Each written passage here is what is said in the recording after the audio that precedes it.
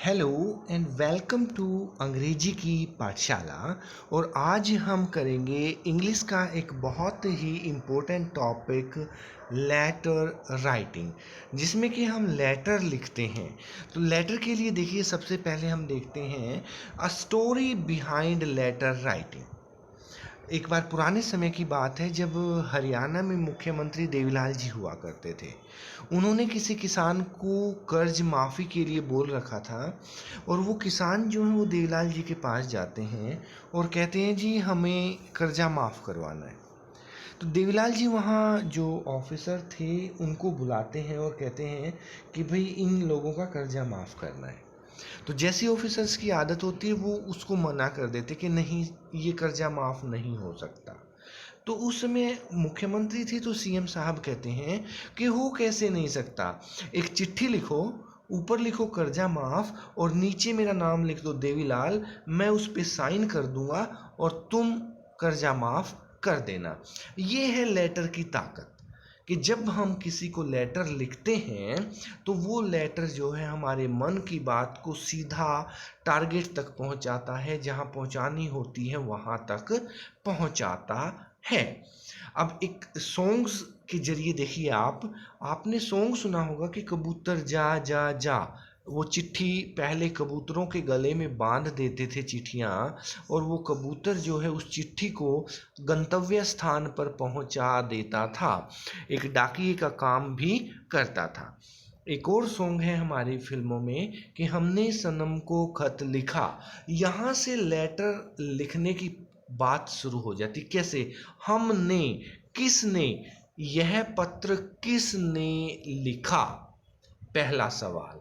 किसको लिखा, किसने लिखा, किसको लिखा, इन दो चीज़ों से हमारे लेटर राइटिंग के 2 नंबर पूरे हो जाते हैं। This is the song behind letter writing.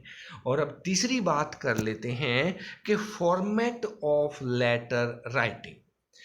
Letter writing लिखने का फॉर्मेट क्या है? सीधा सा है, डब्बे ऊपर डब्बा, डब्बे ऊपर डब्बा। जैसे अगर आपको ये डिब्बे दिख रहे हों तो एक डब्बा लंबा है, एक उसके ऊपर छोटा है और एक नीचे छोटा है, और ये मैथ के हिसाब से हमारा भाग का चिन्ह बन जाता है। तो पत्र का पहला भाग हम कर लेते हैं कि छोटा डिब्बा, ये आ गया पत्र का हमारा भाग, कि पहले एक लंबा डब्बा और फिर एक डब्बा ऊपर एक नीचे। यहां से हमारी 3 चीजें निकलती हैं। पहला, सेंडर एड्रेस, पत्र किसने लिखा, सेंडर का नाम।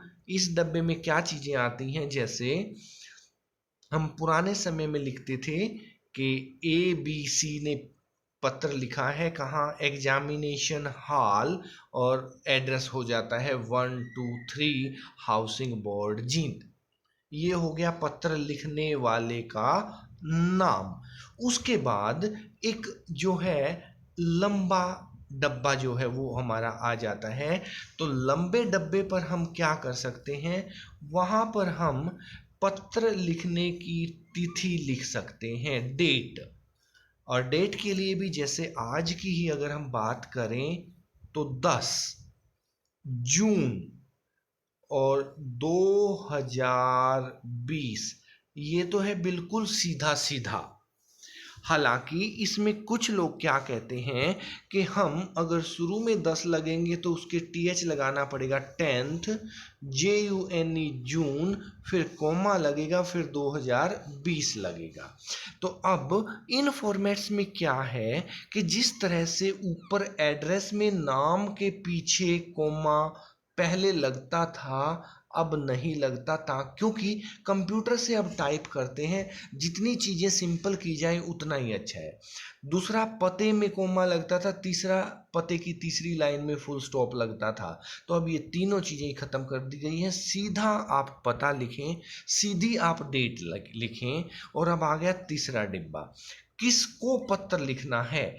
तो जहां ये पत्र भेजा जाता है, जो इस पत्र को रिसीव करेगा, रिसीवर का एड्रेस भी उसी तरह से 3 लाइन में, ऊपर हमने जैसे ABC लिखा था तो यहाँ हम लिख सकते हैं XYZ।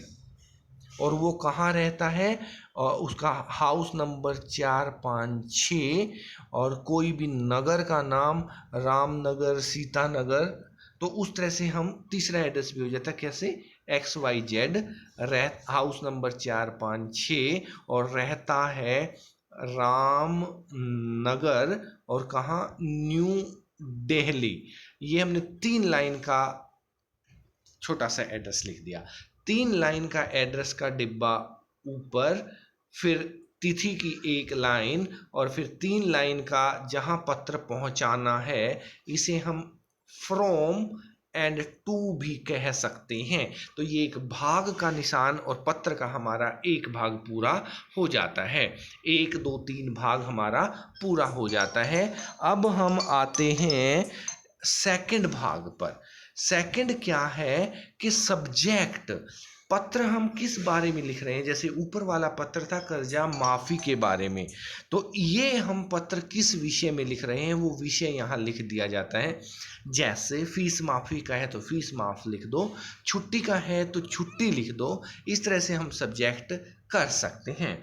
अब हम पहुंचते हैं नंबर 5 पर, सैल्यूटेशन या किसी को नमस्कार करना।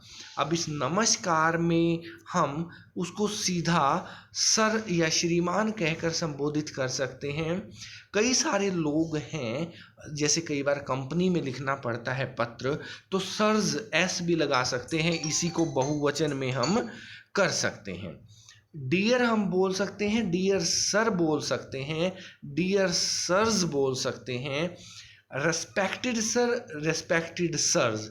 इन 6 में से कोई भी एक आप ले सकते हो। और सर ही क्यों, अगर कोई लेडी को पत्र लिख रहे हो तो हम मैडम के लिए भी ये 6 अलग अलग तरह के संबोधन हैं, सैल्यूटेशन हैं, इनमें से कोई भी एक हम यहाँ पर ले सकते हैं। अब देखिए ये काम भी हो गया, नमस्कार भी हमने कर दिया। तो अब आता है सबसे मेन काम, जिसे हम लेटर की मेन बॉडी कहते हैं। जैसे अगर हम ऊपर हमने बात की कर्जा माफ़ी की, तो यहाँ हम 3-4 लाइनें, 2-3 लाइनें ऐसे लिख सकते हैं कि कर्जा माफ़ क्यों करना है, क्यों हमें चाहिए, और क्या कारण है कि हम कर्जा नहीं दे पाए। उसके विषय में 2-3-4 पंक्तियां हम लिख देंगे तो हमारे पत्र का दूसरा भाग भी पूरा हो जाता है कि श्रीमान जी ये काम कर दो। पहला भाग हो गया, दूसरा भाग हो गया। तो अब हम चलते हैं सीधा पत्र के अंत की तरफ, तीसरे भाग की तरफ। पहला है सब्सक्रिप्शन, आप वही कहेंगे कि आपका अपना, योर्स। फिर एक तो सबसे कॉमन होता है सिंसियरली, SINCE, सिंस को RELY लगा दो, योर्स सिंसियरली, और फिर नीचे सिग्नेचर में अपना नाम लिख दो। दूसरा एक जो सबसे कॉमन होता है वो होता है yours affectionately, affection AFFECTION, affectionately, yours affectionately, और फिर अपना नाम या सिग्नेचर लिख दो। तो ये हमारा लेटर का मोटा मोटा फॉर्मेट हो जाता है, जिसमें हमने आज यहाँ 8 मुख्य बिंदु बनाए हैं। पहले 3 ऊपर भाग के चिन्ह से याद रख लो, चौथा और 5वां मेन बॉडी और ऊपर श्रीमान जी के नाम से याद रख लो, और लास्ट में सब्सक्रिप्शन और सिग्नेचर के नाम से याद हम आसानी से रख सकते हैं। This is the main format of letter. आगे हम एग्जाम्पल के साथ इसको हम कंप्लीट करेंगे। तो अगर किसी साथी ने अभी तक ये चैनल सब्सक्राइब और लाइक नहीं किया है तो लाइक का बटन दबा दें, और सब्सक्राइब नीचे लाल अक्षरों में लिखा है उसको टच कर दें। वहाँ पर एक मंदिर की घंटी जैसी आएगी, घंटी को टच कर दें, और ALL ऑल को आप टच कर दें। इस इतने से काम में हर वीडियो सबसे पहले पहुंचेगी आपके पास, और आप इस चैनल के पक्के सब्सक्राइबर बन जाएंगे। Thank you very much.